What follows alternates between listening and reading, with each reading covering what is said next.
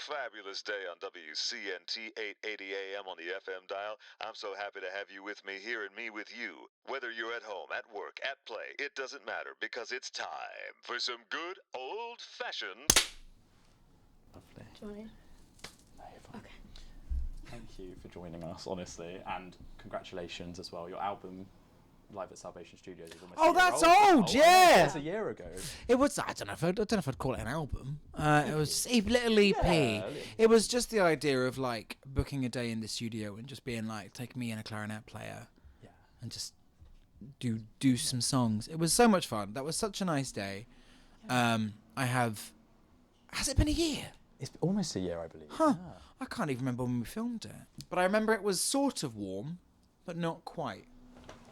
Like this. Yeah. Yeah, that was lovely. And that Salvation Studios hadn't long opened, and I mean, not that I'm taking credit for it, but now I see very cool people going there, and I'm like, well, You You set the started trend. the- I was there. Skindred Yeah, were in. yeah, yeah. Well, you know, they do follow me on Instagram. Maybe they saw that and went, we'll go to Salvation. Absolutely. They had the Cure in there. Robert Smith is clearly keeping like tabs on me, obviously. I had a similar thing, actually. Beautiful. How did you find the space and the experience? I think, how did I find it? Well, just I'll answer that question anyway, even though it's not what you asked. Sam, who filmed it Yeah. and produced it, had been in contact with them and really wanted to film something there. And I had said to Sam I wanted to do something, but I only wanted to use somewhere with a piano. And he had somewhere near, closer to Portsmouth, where we're both from. And he lives near Brighton now. But then this one, and I was like, let's just do this one, like it's fresh. And they were, they were just opened. They were giving like a nice deal on it to be like, hey, we're really like fresh. Yeah. Come and use the space, and it was fab. Loved it. Really, really loved it. Fond memories of sat eating my lunch in their little kitchen area, and it's when I still smoked. And every few takes of a song, I'd go out into their lovely outside bit and just kill myself slowly with expensive tobacco. Lovely. That's not saying that I would have expensive tobacco. I'm just saying that all tobacco is expensive.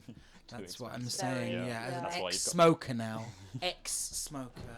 I was going to say as well, congrats on your sobriety. I'll be honest with you, we've Thank read you. through your blogs, and I feel Oh like my we know god! so much about Have you like We've your researched- research here? Yeah. Goodness me. Yeah. No, because I was, and I think I said it in the blog, is that essentially I was an alcoholic, but I'm trying to say that in a more casual way, because I think people save that for, the kind of cartoon drunk, the alky. You know what I mean? They'll say that's an alcoholic, but I think, if you've got an unhealthy relationship with it, I think it's helpful to call it that, because then you actually take it seriously rather than, I'm just boozy, I just like a drink, which it becomes a personality trait for people, and it almost becomes like a laugh. But I think after there's a certain point with these things where it stops being cute. Do you know what I mean? It's like a 19-year-old that's had too many alka pops and is falling around you. Oh, you silly young thing, Scoundrel. and suddenly you're closing in on 40 and like refusing to do shows until you've got a glass of wine, and it's like, it's not so cute now, is it? Yeah, it's so normalised in the industry too, as Yeah. well, that it's not usually recognised. Well, I was saying to someone the other day that someone asked me what my rider was, and I said that I've almost got obsessive about the idea of having tea, so like ginger and lemon tea. But I will, and when I first say this, it's going to make me sound like I'm just being difficult, right? But there's a point. I will insist on having the kettle taken into the dressing room, even if it means taking it from somewhere and someone has to move it or whatever. And they're like, but it's in the kitchen. I was like, no, I want it in here, because people will bend over backwards to get you shots and booze and alcohol and whatever else you want. And that's moving a fucking kettle. Yeah. Like, if they will go up and down stairs to bring you shots after shots after shots and buckets of Prosecco or whatever, and that's fine, but moving a kettle, because it's a little unconventional than what they're used to. So now I'm like, no, there's hot water. Yeah. I think making a point of it is important as well, because Definitely. I guess not many people are kicking off about herbal tea. You're a very cheap rider, I must say. I know. No, it's all the cocaine and whiskey is. No, I never asked for cocaine on a rider. Don't be ridiculous. I used to ask for cigarettes years ago. Good idea. And not many people actually do it. It's considered a bit cheeky, but it's like, you know, some tours you can add it. Ultimately, you're paying for it though, right? Like, you know, you're the one earning the money that pays for those cigarettes, and that rider is coming out of the money you are earning. Yeah. So you are paying for it. It's just that you're not fronting it. It doesn't feel like it. Yeah, it feels like you're being cheeky and getting someone else to pay for it. Yeah. And then you get the bill at the end of the tour that says like 25 packets of Marlboro Golds. And you're like, oh, no, I paid for those. Pricey ones too, Marlboro Golds. Yeah, the last tour I did, I was still drinking.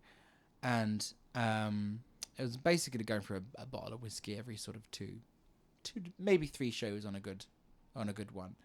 And the tour manager didn't realise the financial deal that I was doing this on is that I was doing this particular tour on a split.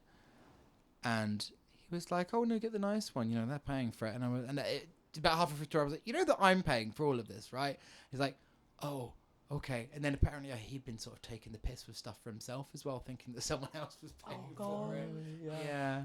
I would say, how does that compare to earlier shows, maybe in an environment where you weren't getting a rider and it was like a rock up and go? I mean, we read about South Sea Festival. Oh, yeah. Original, no, like... just that I've sort of romanticised to a degree the times of like struggling, you know, to pull a keyboard through a crowd or whatever, you know, or, you know, I'd still get a thrill from having, you know, travelled across the country and performing to 12 people in the back of a pub. That, you know, when you're starting out, that is thrilling because you're just getting yourself out there. And now I'm tired.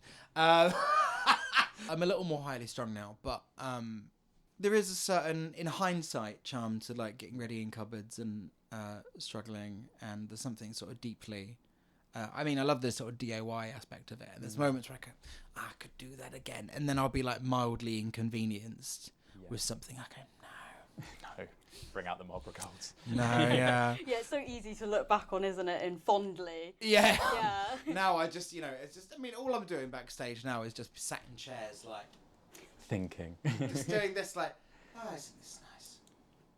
Oh, I've got to go do a show. You know, it's just. It's that, like grounding almost before. I can't, you know, I can't cope with the idea of a mad backstage anymore. Maybe so much. I mean, I've done tours that were crazy backstages, and it's all fun and games until afterwards you just sort of like come out like you just like left a war. And you're like, what the fuck just happened? For like 3 months, you're like, what? You know. We were curious to know, what was like your first show like, or like your first ever, your early. Do you know, I don't think anyone's ever asked me this. Really? So technically, my first ever show. So it was due to be at a place called the Havana Bar in Southsea. Mm-hmm. It's the posh bit of Portsmouth. The Havana Bar that I used to go to when I was underage because they wouldn't ID us, so I would have sangria, jugs of sangria, and get absolutely paralytic at like 16, 17. But I went there and I was 17 when I started performing. So I was 17. I got booked for the Havana Bar by just sort of for a night called, was it called Banana Junkyard Show? It was like these guys that really loved the Velvet Underground. Mm-hmm. Basically was their thing, right? They were just a sort of older hippie guys that you know, they weren't a Velvet Underground tribute act, but they might as well have, you know, it was that sort of like energy. And they did almost like a music variety show thing where it was like, oh, different genres, everything's welcome here. And they booked me and I just sort of lied and was like, oh, I've got all these songs. And I didn't. Actually, no, I'm now lying again. Lying cow. There was one show that I did lie before I had anything, and they booked me, but I had enough time that I actually did then turn into something. But no, I think they must have heard me on MySpace, maybe. How far back are we going? 2007 this was.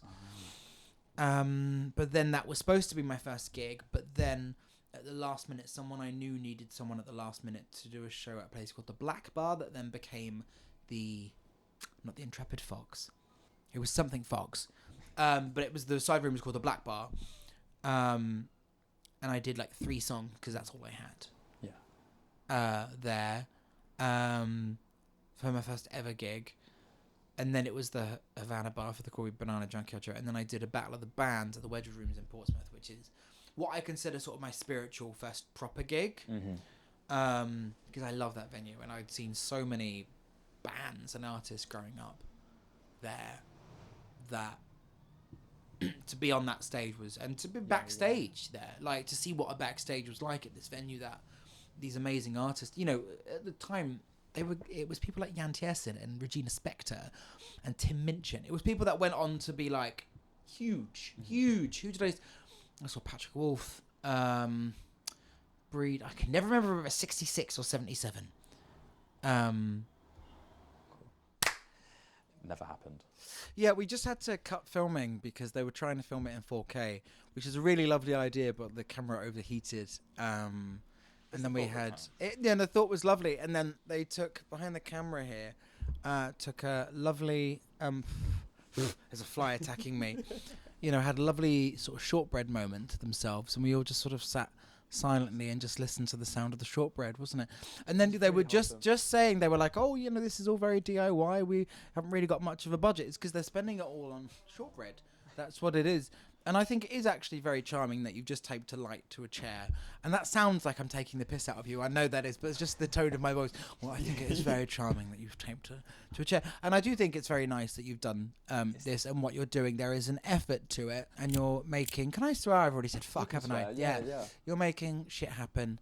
And you're doing it, and I think that's really, really lovely. If you'd said you'd done research, I had said in that thing about Salsifest that it's like I really like. I don't know. It makes me sound like I'm like ancient and like an old fucking sort of kindling of a person just there, like made of sticks in the corner. But seeing people just sort of get up and do stuff, I think is really cool because it reminds me that I too can get up and do stuff. But maybe I'll meet him and actually it'll be all right. Like I used to, I don't know, there was something unsettling about Amanda Holden, and then I met her and I was like, oh, actually, she's not that bad. So she's actually quite a nice woman. I don't know. I didn't have anything against her. I just was sort of unsettled by her as an idea, as a concept. Amanda And I see it. Holden. And I see it. She's on the buses at the moment, and I'm like, oh, I'm so like, because otherwise this would maybe like, I don't know, possibly ruin my day. If you didn't like Amanda Holden, then you saw her on the buses. Well, no, she's not sat on the bus. She's on the side of the bus. Yeah. She's like one With Jamie person. Theakston? Not a clue. I don't know. I just saw her and I was like, there she is. Was she most famous for Blind Date? That's what she sort of like emerged in. Because I didn't realise that. It's like Louis Walsh. Like, who's he? Do you know what I mean? He's just kind of on the panel. Well, I don't know. What's the name? He's a manager. It's escaped me. Presenter. Everyone loves her from Birmingham. Alison Hammond, she was on Big Brother. And Big Brother, I didn't realise this. I just Yeah. sort of took it for granted that Alison Hammond was just a part of British culture. Yeah, was she a massive part? Well, she is She's a massive amazing. part of British culture. Yeah, I'd love to see her. Yeah. I would break down. I did meet her. I met her. There was a taping. It makes me sound really fancy, but I will clarify. It was at the Evening with Kylie Minogue thing for ITV, and I was not invited. I was an invitees plus one, right? It counts. I didn't get the invite, but my friend did, and they took me because they knew that I'm so unbothered about. I'll dress up, but like I'm not gonna try and.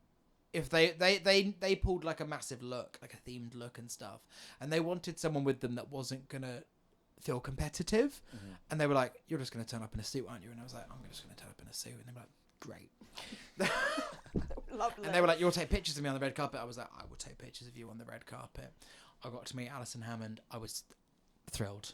That is amazing. Yeah. Yeah. Also had a weird standoff with Ollie Alexander in a way because, and that sounds like I had a fight with him, but I couldn't remember if he'd done a song with Kylie Minogue, and I said, "Did you do a song with Kylie Minogue?"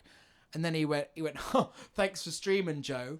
And then but I was like trying to work out if that was like him being a bit aggy, so I just looked at him, but then he just looked at me, and then we just realised that we both just going. Just locking eyes. Like that, and then went like, Stir. let's have a picture. Just like someone said something that thought was funny, the person hasn't found it very funny, and then you just stare at each other. Like, And I think it's even weirder as well if you go, "Oh, I was being sarcastic." or I you was just don't, being- no, I you was just don't, joking. you don't explain it, you just go like, and pretend like it didn't happen. Do you know, I think I'm feeling particularly scatty today, and I'm going to go off on this one because you haven't asked me how I am because you're monsters.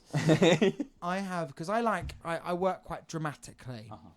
So I thought it'd be a really good idea, because there was some writing I needed to get done.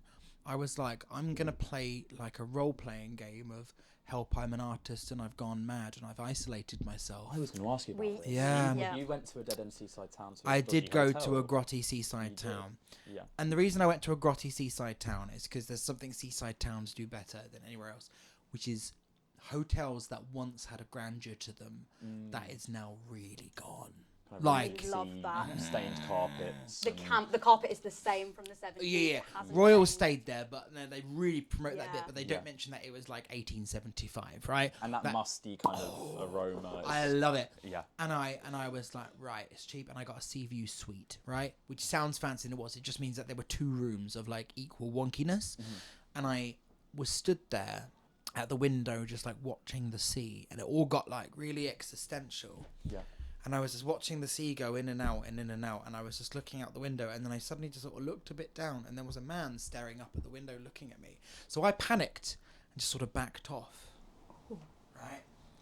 And then I remembered that I looked like this, so I can only assume that man thought he saw a ghost. I mean, that's amazing. If I could be mistaken for a ghost, I would. Like, it was as I backed off, I was like, oh no, that man thought he saw a ghost, didn't it? Because it was like, just dead face, just watching the...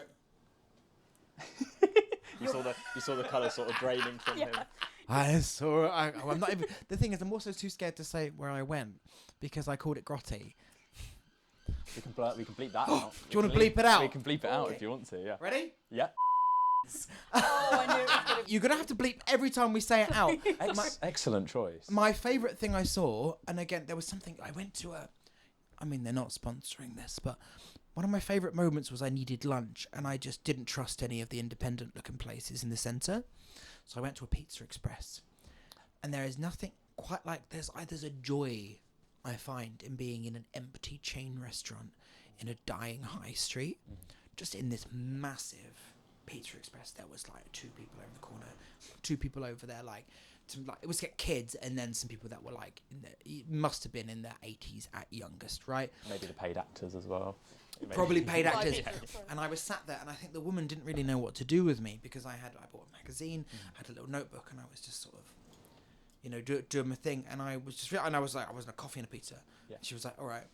And I set my headphones on, just sat on my own on this massive table, because none of the small ones were like ready yet. So in the like dead center of the restaurant on my own, like with the thing on, and she's, do you need anything else? I was like, no, I'm fine. But there was something so lovely about that kind of weird liminal space of that. But when I left, I did find there was a few cute shops and stuff, but then opposite a very naff local attraction, there was, do you get those neon paper that people cut into stars that's like bargains today, that sort of very sort of like market sale-y quite thing. And it said, I can't even remember a name, so I'll make up a name, and it was like Barb's Job Agency. And it was just in a big sign on the seafront. So it's like, and also I will add that I had headphones in, and I thought it would be really funny to listen to like fairground music. So I've got an organ going da da da da da da da da da da, like playing Do You Like to Be Beside the Seaside, and there's like no one around, like someone's passed out with a beer can, like in the corner, the wind's battering everything, loads of the shops are closed with shutters down, and it was like Barb's Job Agency, and all of it was like, no job too small, people with jobs found today. And I peeked in, and it was one ancient looking woman just sat. It was a long room with nothing in it, and then just this woman with like bottle glasses, just like at a computer. It's like very League of Gentlemen. It's very, and I thought, isn't that beautiful? Yeah. There's just something seasides do. Nowhere else does it. There is, and I was writing about this stuff, right? When I was there, that was one of the things that I need. There's like a bit that I want to do about seasides, and I'm sort of half testing some of that now on you.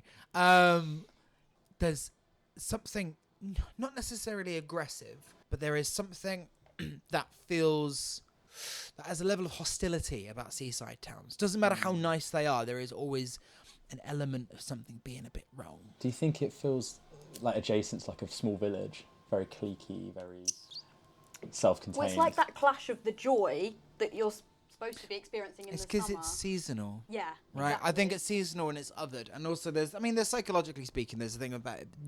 Not all of them, but in cases like Brighton, they're like end of the line. So end of the line places: Blackpool, Scarborough, Brighton, Portsmouth, particular kind of thing. And there's something I'm sort of trying to lament on at the moment and write about is the difference between local character and eccentrics, because I think eccentrics don't suggest that there's any level of hostility to that. An eccentric is harmless, but a local character can have an air of unsavouriness about them, which I think is quite charming. And I think, well, not always so charming, but seasides do local characters really well.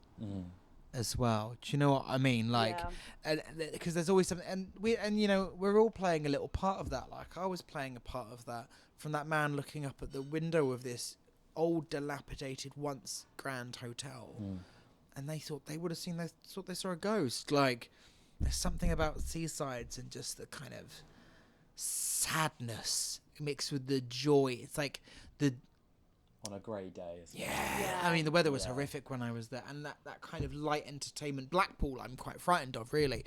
It's that kind of light entertainment mecca meets like a deep-rooted It's like depression. the fact that they were built to be these places that people would only come in the summer, and then people moved in to work there, and they just sort of they were forgotten about. Yeah, Places like Southend-on-Sea, like they just got completely forgotten On about. a local level, it's when the fun fair pops up in the level. I think that's Nice. quite drab. There's Blackpool. Have you ever been to Blackpool? As a concept, I'm quite frightened. Yeah, I think again. It's people call it like Vegas on sea. I was like, no. And again, in this thing that I was trying to write, I've described Blackpool as the sort of place that would have a child's play centre underneath a taxidermist. Like, it's got that kind of energy. I feel threatened there by, like, I don't know, round the back of one of the big drag clubs, there'll be someone having a cigarette and they'll be like, oh, right, love. And there's just something about this person with their show makeup on and their hood up that I'm like, oh, God, I'm going to die. They're going to get me. They're going to get me. Do you know what I mean? Yeah. I've proper gone off the rails here. There we What go. would you say when you stepped out of? You're going to bleep that again. I'm going to bleep that. Yeah, when you stepped away, what was the outcome? Did you feel inspired, or maybe even a little bit? You better have bleeped that again. I did. Yeah, Good. I will. Got a lot of work. Yeah, I'm not Do you know editing what? it, so it's fine. I can say it a million times. I found that the daytime sort of ideas formulated was a thing, and then I worked really well at night. Okay. There was something about, there was like, again, with the wonkiness, there was a window that didn't close in the room, in the living room section of the suite. Again, this is why it's cheap, right? You know, it sounds really fancy, like, oh, you're on a hotel suite. I was like, well, the window didn't close, and I had to like kick the door to like open it. So like, not so great. But I sat there and just watched the sea, and the only people that walked were like, you know, it's just sort of people coming home drunk from a night out, or drug dealers, or, you know, policemen. It was just that, like, and I was on the third floor, just in my laptop in the window, just watching these people just making endless cups of decaf Earl Grey tea, like. And it just, the nighttime I felt really alive. And also I made it, the room looked like I was investigating a fucking murder, because I'm doing an Arts Council project at the moment where I'm working with a lot of people that are helping me develop new work. And I'd never thought of it before, but apparently it's a classic thing of using post-it notes. You put little ideas and then you can rearrange them to form, you know. It's a really simple concept that for some reason I had just never thought of. Right, I'd never considered it for myself, but everyone apparently does it, and I'm the last to know. Right?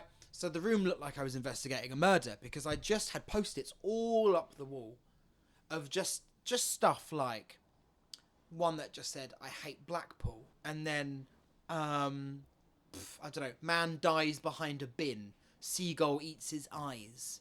Like, just random like bits out of context. It's like, what the fuck is the on about? But I knew what it was. Yeah. And it was just up on the wall, and it was really nice to like look up at that and be like, oh.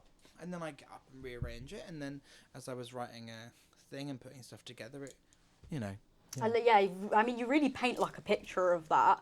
Like, I feel like I see that as a horror movie. I want like a seaside. And you also say as well, like, Arts Council funding. I know you I will say that they didn't pay for that. I paid for this because I didn't realise they could have actually paid for it. It actually would have been applicable, but I've been, because I've never got funding before. I didn't think I was the sort of person that got funding, right? And I mean that in actually what could be an offensive way is I thought I was too fun, right? My idea of funding is it goes to things that have no commercial viability, that doesn't make money, but is an important work to make happen somehow, right? That work that maybe isn't very fun or is really transgressive, or just from people that can't afford to put any resources into it, but what they've got to say is really important. But it's not just that. It's like a really broad spectrum of things that get funding. So I've been really careful with the money because I feel like privileged that they trusted me with it. But it's a DYCP, like 400 people got this, right? It's over, I think it was over 400 people got it. So it wasn't like one person gets selected, but I'm treating it with the respect I think it deserves because it's not my money. Well, it is my money now because it's been given to me based on the strength of an application and what I said I was going to do with it. And I'm taking it really seriously, but anyway, I paid for that trip of my own accord, but then finding out later that could have covered it. Me, it was like I was only doing to my means, right? If I couldn't do a project that I couldn't afford to do, then I just can't do the project. That was sort of like ingrained in me of that. I worked hard to do what I can achieve, and I will pull off what I can pull off. And I hadn't considered, because I thought also funding wasn't for the sort of thing I was doing.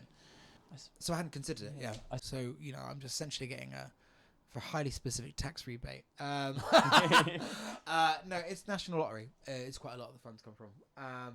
For a lot of projects, so a lot of films, you'll notice at the end of it says funded by National Lottery. Like for the one I got, the DYCP, you can't use for fashion or film because there's different organisations for like personal development within those things. There is other, fashion, of course, infamously underfunded. All that industry where no one has any money. Back to the job centre. In the Prada.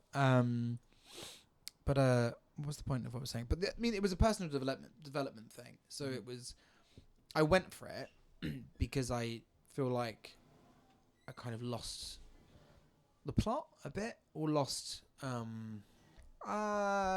love for it. Maybe I was gonna say, I wasn't sure if I was gonna say that, but no, I would say that's true.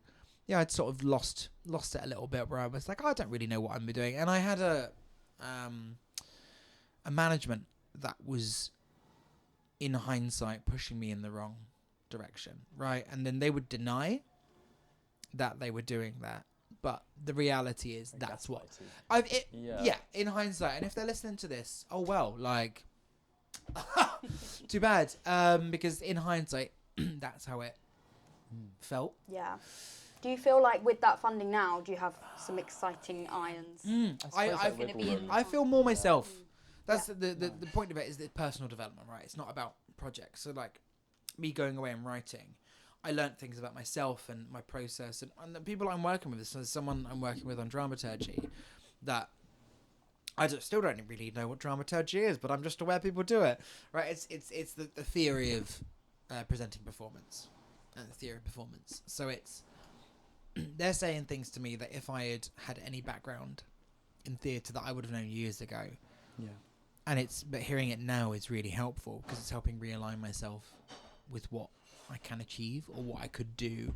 They're telling me about things that I have seen but I didn't know there was a name for.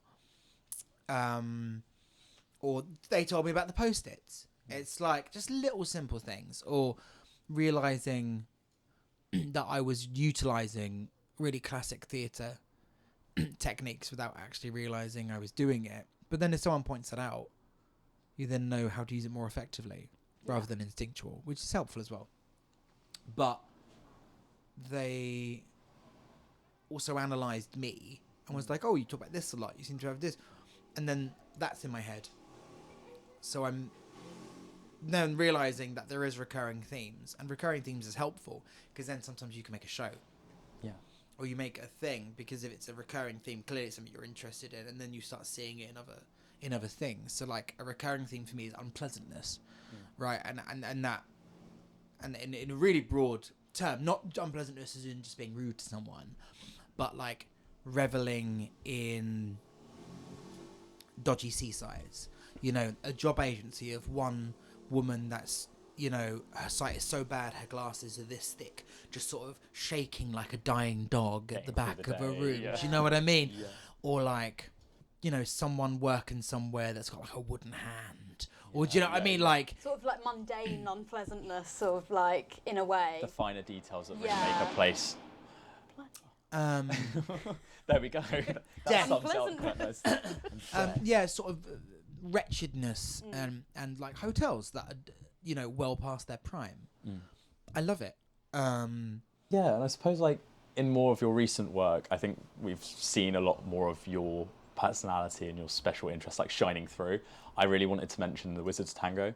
I love Dungeons and Dragons. I came very late to this because I had friends. So literally,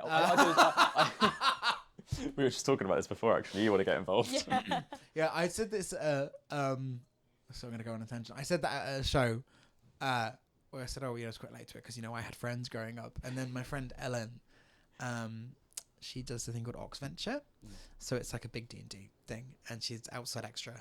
It's like her YouTube channel. And she has this really, really mad laugh. It's just like wild. It's Cackle. no. It's like it sounds like it should be coming from a cuddly toy that like you squeeze. Yeah. It's absolutely out there as a laugh. And someone was filming me talking about Dungeons and Dragons, and I said that, and then they said, "I don't know who that laugh is, but that's unhinged." And I sent it to Ellen, and then it turns out that someone else's boyfriend also had the same laugh. So it was two people within so we're going like like that kind of Yeah. Piercing. Yeah. But just because she's a big D&D podcast YouTuber type. Anyway, yeah, I was quite late to Dungeons and Dragons, and I feel like again it's that fun of play. Yeah. Right. I'm finding more interests now on a sort of. I also felt like I maybe kept my interests out of my work for a long time because I wasn't sure it served it, and something I'm doing more now, which maybe I don't know if that's something you picked up on. I'm being a little more mundane when I'm speaking at shows. And then that was picked up on by the person that I'm working with on dramaturgy. They said, "Oh, you'll talk about sort of mundane things, but in a way like as if they're really important." And it would just be like, "I saw this film," and it's not. There's no massive punchline. I just want to tell you about how I enjoyed this film or I picked up on this particular thing. And then they're like, "Oh, and then you do like the most wild, morbid, you know, polka song about death, following you talking about." I don't know, that you thought a bottle of water was funny or something. Do you know what I mean? I'm just looking. I suppose it puts a guard down, I suppose, doesn't it? Well, in a sense where you're maybe constantly, if you're under management, striving to be funny 24/7. The thing with the management is essentially what they tried to do was turn me into a stand-up comedian. Yeah. And I'm not. Right? I just, you know, if I was saying it jokingly, it's like, I could say, if I don't say I'm a stand-up comedian, if I'm funny, it's a really happy accident. If I'm not, then it doesn't matter because I didn't need to be. But if you're a comedian, you got to be funny. But it's like there's plenty of comedians, and there's plenty of comedians who do it really, really well. There's plenty who do it badly, but there's loads that do it so well, and I'm never going to be as good as them at doing it because it's not what I want to do. Yeah. Like, I want to sing songs and tell stories that may perhaps be funny. Yeah. We think, you know, exploring that kind of dark cabaret storytelling, is that something that happened quite naturally, or was it you fitting into a niche? The cabaret stuff was really on purpose, and there's a lot. A lot of people end up in cabaret. Something like this is pissing me off. Got scratching noises on them. Turns into an ASMR thing. Literally like ASMR. I did an ASMR video and I did it wrong, and people left the most horrific comments on it. The They were like, ASMR "This is not community. ASMR. This is disgusting." Cutthroat They're brutal, community yeah. out there. I Yeah. hated it. I did it as a joke because I was taking the piss and I didn't understand what it was. I should have taken it down, but I got loads of views. Anyway, I was saying, oh yeah, a lot of people end up in cabaret because they actually want to do something else, and it just falls into that, right? A lot of, and there's that stereotype of like, you know, sort of failed musical theatre people, and it is absolutely still, it's a thing. There are people that wanted to do something a little more mainstream and serious that just didn't really work out for them, or some people that wanted to do that and then did this and really loved it. Right, it doesn't have to be a case of failure, Yeah. but a lot of people fall into it from trying to do something else. Whereas for me, I only wanted to do this. It was songs was the gateway, but it was in cabaret environments. I mean, I had done band shows, sure, but I was doing a cabaret set at a band show. Like I opened for a band called the Bridge City Sinners at Camden Underworld, and it's a punk band, right? It's like they call themselves like Satanic Folk, but they're a punk band, right? But it just so happens that they've got a double bass and fiddle and banjos, right? So it's really heavy, really like vicious, nasty, angry music. And then I opened for them, and I was doing a cabaret set for it. Like I'm not gonna suddenly only do the songs and not talk. I still did exactly the same thing, and people had a lovely time because you are there as a sport actor to warm people up. So just do what you do best, right? And I did it open for Patrick Wolf at Concord 2 for his birthday, and he's sort of a deeply serious man musically, right? It's really beautiful, very folky. He's not that jovial. He is quite funny on stage when he's speaking, but his music is not jovial. And doing, you know, silly cabaret, being like, oh, sing along to the Spice Girls on accordion at this gig, and it was lovely because it got the audience. Blurs the lines between what a show or what a performance should be. Like I don't think it should be exclusively music. Sometimes it's nice to. I think it should be. I think it should be a show. There was a punk band that I did They released an EP and I recorded the intro. There was like a voiceover intro where it like introduced them. And I saw them at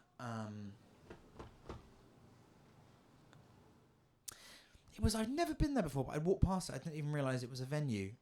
It is. Was it on the seafront? No. No. It's in the lanes. It was near Breakfast Club.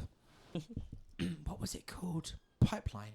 Pipeline. Yeah. It's just really ramshackle downstairs, and I didn't Yeah. like. But I went up and I saw, and then I saw the band that I'd done the thing for, and they have this song called Maggie Thatcher Milk Snatcher. I think it's called that, but and the video of it, they had this giant Margaret Thatcher puppet. Yeah.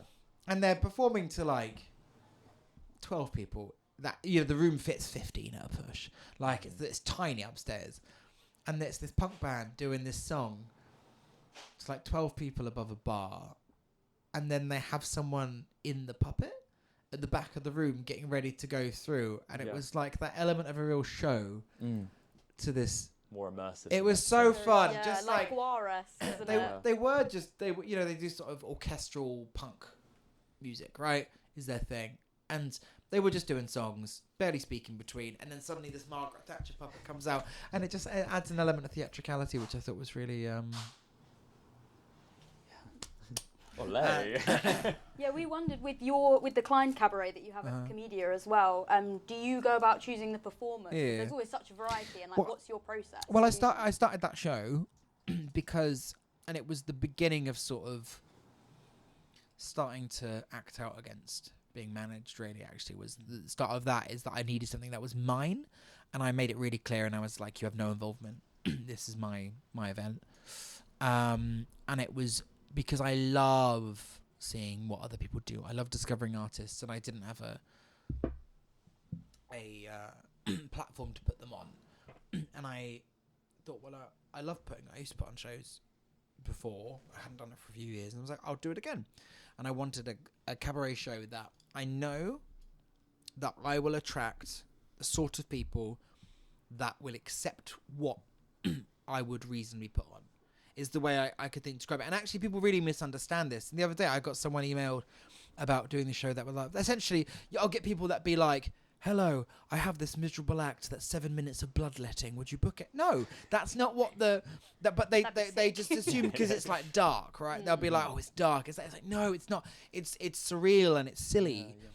Like, you know, the audience accepts that there is someone that doesn't act as a lamp, that is just the sound of orgasms and someone shouting in German, and then that person pisses, and it is hilarious, right? It's, you know, she calls it a German surrealist erotica act, you know, Český Kobler does that, and then the next thing is a ventriloquist with a witch puppet, you know, that sings a song and talks about the spoon being their best friend.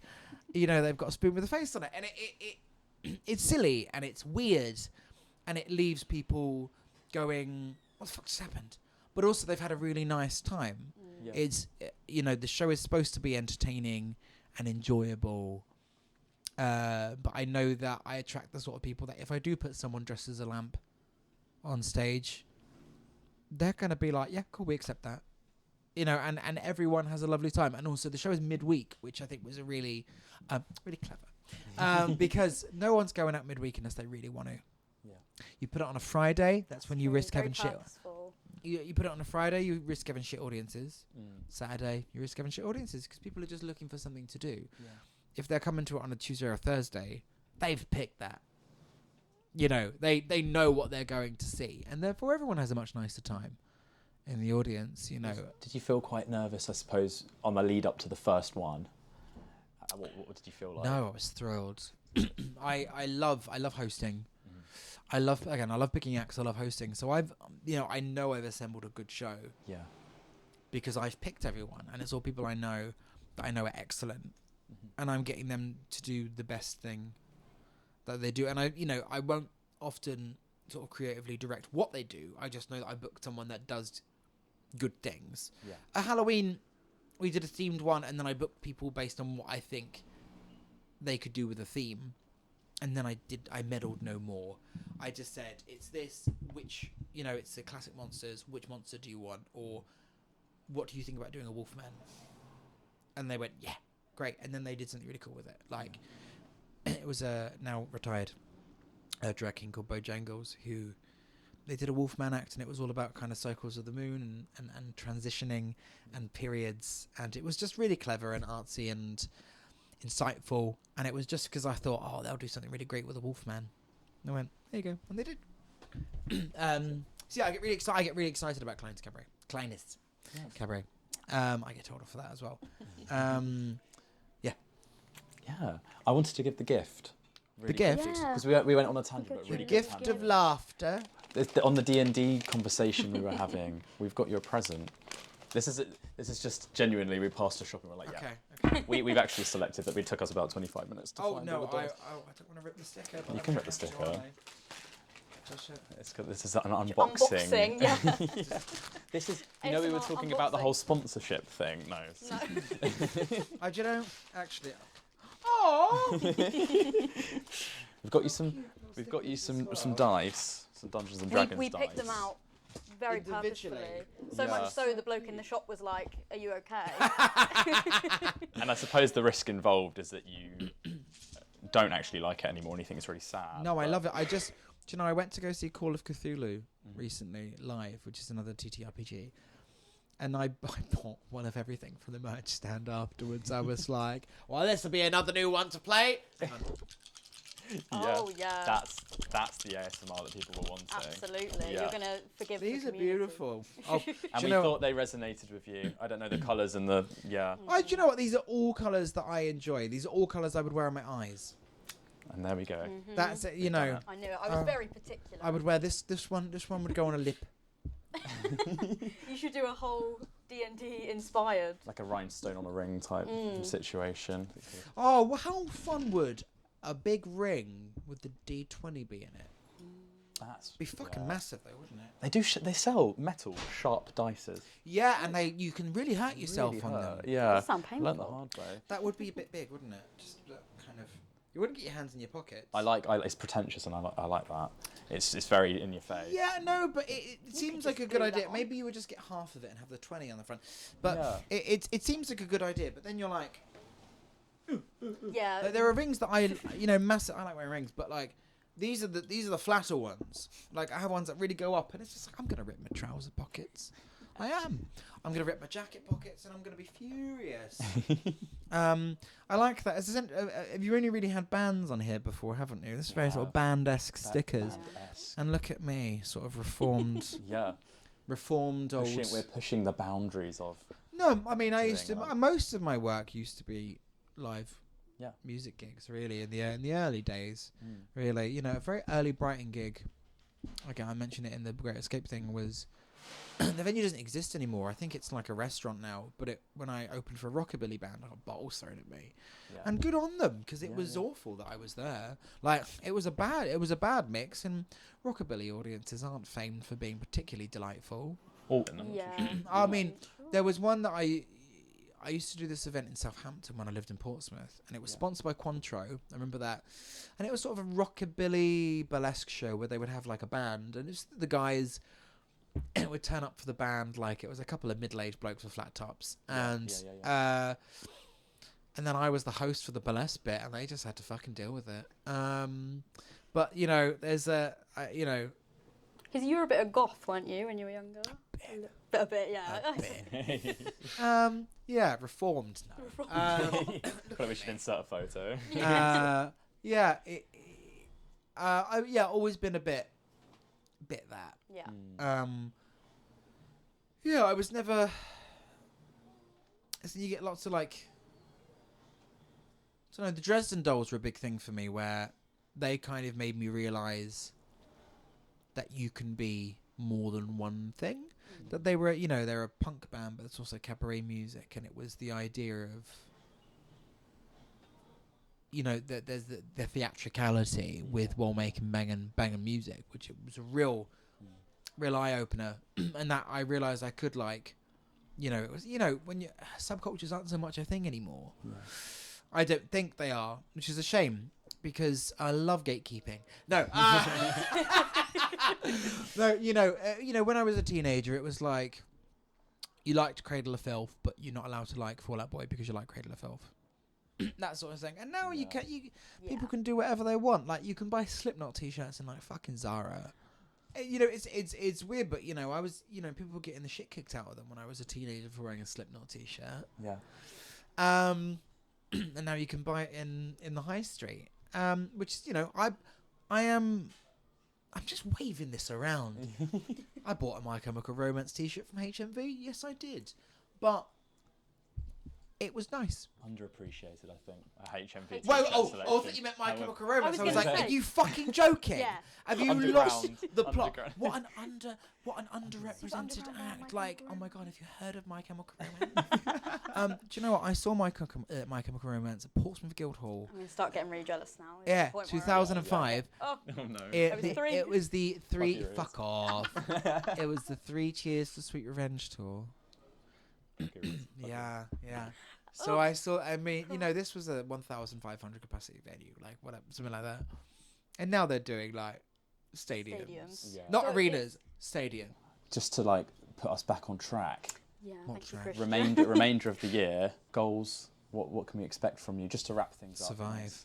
Get through it. Had to do I the wish this. very- Yeah. I wish this was big enough to put on my head because I would have just. It would be nice to like not answer the question and just like. Yeah. But saying so much at the same time. I'm gonna. That's yours too, by the way. The bag. Yeah, you can have If that. you'd like. Yeah. I know we were low budget, can but we've got seaside candy bag. if you You've like. got. What was it you were having? A shortbread. Yeah. You got shortbread. You've taped lights to things. Look at that. How wasteful I am. Fuck the planet. I do love stickers. Thank you, and dice. This will go into my mimic Lego dice holder. What was the question? Oh, the year. Well, Kleines Kabarett continues. So we got. I don't know when this comes out, but Hopefully before. July 3rd. Yeah. July 3rd, Kleines Kabarett, and then we're doing another one on 30th of October. I am gonna hopefully next year have a new show. That would be good. This year is spent summer really is just a lot of development and sort of refinding myself and refocusing my efforts and returning to the world, because I feel like I disappeared for a few years, even though it was entirely the opposite. But I feel like I creatively maybe disappeared for a few years, but my physical body was there. Yeah, beep it again. You got to beep it. Oh no. No, it was. I feel like was quite happy, pottering along. COVID happened. Then I was very physically present, but not emotionally. And then I was neither physically nor emotionally present from 2022, maybe 23. Maybe I can write those ones off. Yeah. No, 23 and 24, maybe, and 25 is. I got ever so close to this. 25. Back in the room. I'm excited by what other people are doing as well, and I would just like to make a point of, you reached out to me about this because I gave a little cheeky like to your interview with Electric Cowboy Club. And I've not seen them live, but I've listened to their music and I love their videos and stuff, and I just think there's something that they're really capturing. It's got birthday party vibes to it. Nick Cave's the original band. That feels like, I saw someone commented on their post and was like, "Punk's not dead." Yeah, that's how they feel, and I'm very excited by them, and I'm trying to I'm just playing with the fucking dice now. I really think you should experience one of their shows. It's fantastic. They pull out all the stops. Brandon's crawling on. I don't go to things unless I can sit down. That's so fair. We can provide a stall. Yeah. Perhaps. Yeah. Green Door, they have a little. Do they? They do. There's a seat. Yeah, I mean, I when I went to go see Thwack, the band that I did the intro for, I sat down and I had a lovely time. Yeah. Do you know I stood for Patrick Wolf recently, but the last time that I was actively standing, I went to see Jack White at Chalk because it was like a pop-up gig, and he's great, right? Thought he was wonderful. I've seen him a few times, and at the end of the gig, I just said to myself, I'm not going to anything ever again unless I can sit down. Fuck them, fuck whoever it is.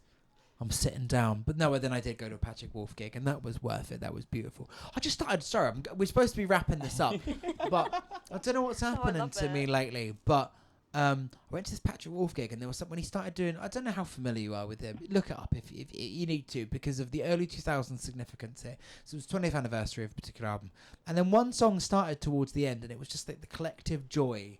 There was a queer collective joy in the room for a song called The Magic Position that I just was stood there don't cry, Joe, don't cry, Joe. And everyone's bouncing up and down. And I was just getting flashbacks to seeing that 20 years ago in the Wedgwood Rooms. And now he's talks to me and we're very friendly and invites me to stuff. And it's like a nice full, and I'm just there at his gig, stood next to, their partner watching the gig. Yeah. And yeah, that was really. Yeah. Is that the only time you enjoy collective joy? Because I know you said you're not a fan. Yeah, that was, and maybe that's why it made me cry, because suddenly I was like, what is this emotion? Collective joy.